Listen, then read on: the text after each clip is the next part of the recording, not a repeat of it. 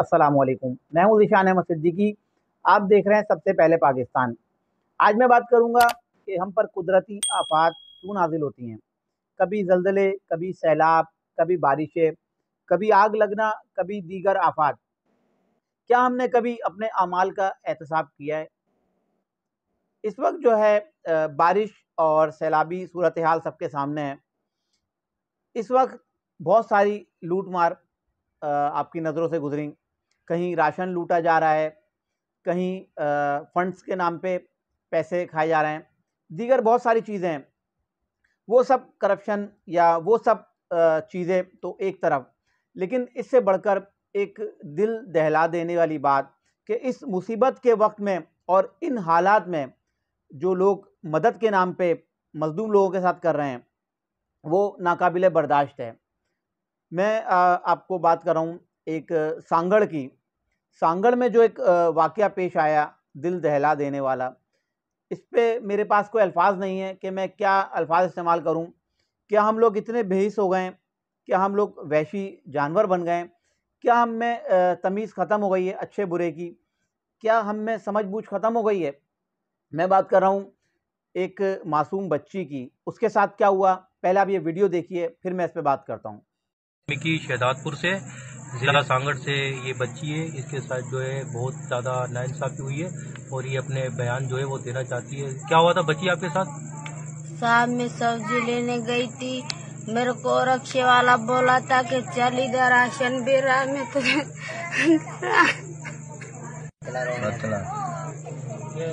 बोल थोड़ा चुप रहे मेरे को बोले थे गाड़ी पे बैठ में तुझे राशन दिला के दे रहा हूँ। उधर भी राशन काट में मैंने बैठा गाड़ी पे, फिर मेरे से जोरी जबरदस्ती किए, मुझे जहर खिलाया दे और खालद नशा था कुछ भी था, मुझे पानी दिए थे। अच्छा, कौन कौन थे, क्या नाम था उनका? खालद और दिलशेर। कौन है जात के? छोड़ माछी। जी जी। और फिर कितने लोग थे वो? अभी आपने देखा होगा कि ज़िला सांगड़ की बच्ची भागवंती, उसको किस तरह से राशन के नाम पर जो है बहला फुसला कर दरिंदे अपने साथ लेकर गए, और उसके साथ जो कुछ किया वो मैं बयान नहीं कर सकता। क्या हम खुद अल्लाह पाक के अज़ाब को फिर दावत दे रहे हैं कि अल्लाह पाक का अज़ाब फिर से नाज़िल हो? क्या इस वक्त हम सबको अपने एहतसाब की ज़रूरत नहीं है? मैं एक शिकवा अपनी हुकूमत और अपनी पुलिस से भी करूँगा। क्या जब तक कोई बच्ची मीडिया पे आके या सोशल मीडिया पे आके अपना चेहरा ना दिखाए, क्या उसको तब तक इंसाफ नहीं मिलेगा जब तक वो सोशल मीडिया या मीडिया पर ना आए? क्या ये बच्ची जो है हमारी बच्ची नहीं है? अब जबकि ये बच्ची सोशल मीडिया पे आई है, मीडिया पे चली है, तो क्या इसको अब इंसाफ मिलना ज़रूरी है?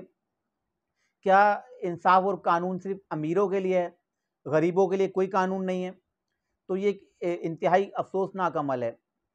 मैं इंशाल्लाह इस बच्ची के साथ जो ज़्यादती हुई है और जो दरिंदे हैं, क्योंकि इंसान तो कहलाने के काबिल नहीं है, जानवर भी कहलाने के काबिल नहीं है, क्योंकि जानवर भी शायद अपने बच्चों के साथ या अपने जिन्स के जो जानवर होते हैं उनके साथ इस तरह का सलूक नहीं करते होंगे जो हमारे इन वहशी दरिंदों ने इस बच्ची, मासूम बच्ची के साथ किया है। मैं इंशाल्लाह इस बच्ची के साथ हूँ और मैं राब्ता करने की कोशिश कर रहा हूँ और इस बच्ची को मैं पूरा इंसाफ दिलाने की कोशिश करूँगा। इंशाल्लाह ये दरिंदे सुन लें कि ये इंशाल्लाह कहीं भाग नहीं पाएंगे। इस बच्ची को मैं इंशाल्लाह इंसाफ दिलाऊंगा और हर हद तक जाऊंगा कि इस बच्ची को इंसाफ मिले, और जो जिन दरिंदों ने इसके ज़्यादती की है उनको कानून के मुताबिक सख्त से सख्त सज़ा दिलवाने की मैं जो है पूरी कोशिश करूँगा। इस पे मैं वहाँ के मुताल्लिका जो लोग हैं मैं उनसे एक अपील करूँगा कि ये दरिंदे हैं इनकी फ़ौरी निशानदेही करें और पुलिस में जो है रिपोर्ट करें। बच्ची ने एफआईआर तो कटवा दी है और फौरी तौर पर जो है आप निशानदेही करके इन मुल्जिमान को जो है गिरफ्तार करवाएं, क्योंकि ये भी आपकी एक नेकी होगी। क्या आज इस बच्ची के साथ हुआ है, कल ये किसी की बच्ची के साथ होता है, तो ऐसे जानवरों को, ऐसे दरिंदों को आज़ाद रहने का कोई हक नहीं है।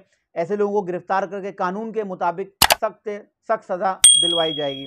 इंशाल्लाह नए प्रोग्राम के साथ फिर हाजिर हूँगा, तब तक के लिए इजाज़त दीजिए। अल्लाह हाफ़िज़।